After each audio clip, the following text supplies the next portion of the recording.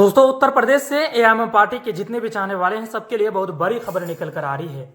Samajwadi party के और BSP party के लगभग दर्जनों दिग्गज कार्यकर्तागण आज एआईएमआईएम पार्टी में शामिल हो चुके हैं। आप अपने स्क्रीन पर देख सकते हैं कि 25 से भी ज्यादा हिंदू नेता और नेत्री दोनों एआईएमआईएम पार्टी में आज शामिल हुए हैं।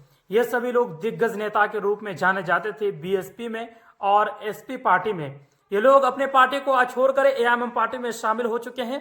आप सभी ऑल इंडिया मजलिस इत्तेहादुल मुस्लिमीन के जितने भी चाहने वाले हैं उनके लिए बहुत बड़ी खुशी की खबर है उत्तर प्रदेश से। इसलिए कि उत्तर प्रदेश की राजनीति में बैरिस्टर असदुद्दीन अवैसी साहब का जलवा जो देखने को मिल रहा है 2024 इलेक्शन से पहले देखने के बाद यही पता लग रहा है कि ऑल इंडिया मजलिस इत्तेहादुल मुस्लिमीन 2024 लोकसभा चुनाव में एक महा इतिहास रचने जा रही है। दोस्तों, पूरी तरह इस वीडियो में हम आपको जानकारी देंगे उत्तर प्रदेश के बारे में और बैरिस्टर असदुद्दीन अवैसी साहब की पार्टी ऑल इंडिया मजलिस इत्तेहादुल मुस्लिमीन के बारे में। लेकिन उससे पहले आपसे एक छोटी सी रिक्वेस्ट करना चाहते हैं कि चैनल पर आप अगर नए हैं तो सबसे पहले आप इस चैनल को करें सब्सक्राइब और बेल आइकन को जरूर दबाएं, इसलिए कि ऑल इंडिया मजलिस इत्तेहादुल मुस्लिमीन से जुड़ी हुई हर एक छोटी बड़ी अपडेट को हम इस चैनल पर अपलोड करते हैं। आप आसानी के साथ हर एक खबर को देख पाएंगे। चलिए दोस्तों, आपको बताते हैं कि ये लोग जो शामिल हुए हैं ये लोग कहाँ से हैं। दोस्तों, ये लोग उत्तर प्रदेश के गाजियाबाद जिले से आते हैं, यानी गाजियाबाद से, जहां से एआईएमआईएम पार्टी के उम्मीदवार जो थे साहिबाबाद विधानसभा से पंडित मनमोहन झा जी, वहीं से यह खबर निकल कर आ रही है। ये लोग सभी पहले बीएसपी पार्टी में थे, कुछ लोग एसपी पार्टी में थे, कुछ लोग बीजेपी में थे।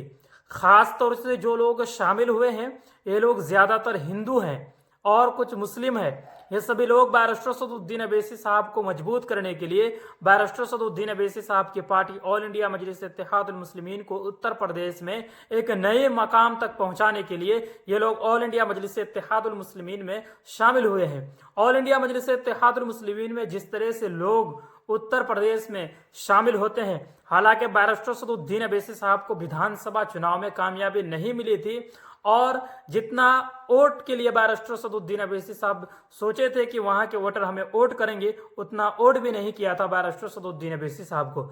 लेकिन उत्तर प्रदेश विधानसभा चुनाव के बाद पंचायत चुनाव में बैरिस्टर असदुद्दीन अवैसी साहब को बड़ी कामयाबी मिली। अब बैरिस्टर असदुद्दीन अवैसी साहब के जितने भी नेतागण हैं सभी का जो फोकस है वो है लोकसभा चुनाव के ऊपर, इसलिए कि लोकसभा चुनाव की तैयारी पूरी तरह शुरू हो चुकी है उत्तर प्रदेश में ऑल इंडिया मजलिस इत्तेहादुल मुस्लिमीन द्वारा। ऑल इंडिया मजलिस इत्तेहादुल मुस्लिमीन के प्रदेश अध्यक्ष जनाब शौकत अली साहब ये ऐलान भी किया है कि हम 25 से अधिक सीटों पर चुनाव लड़ेंगे और कई जगह बैरिस्टर असदुद्दीन अवैसी साहब अपना उम्मीदवारों का जो नाम है वो भी घोषित कर चुके हैं। अब देखना यह होगा कि लोकसभा चुनाव में बैरिस्टर असदुद्दीन अवैसी साहब को कितने % वोट मिलते हैं और कितने उम्मीदवारों को कामयाबी मिलती है।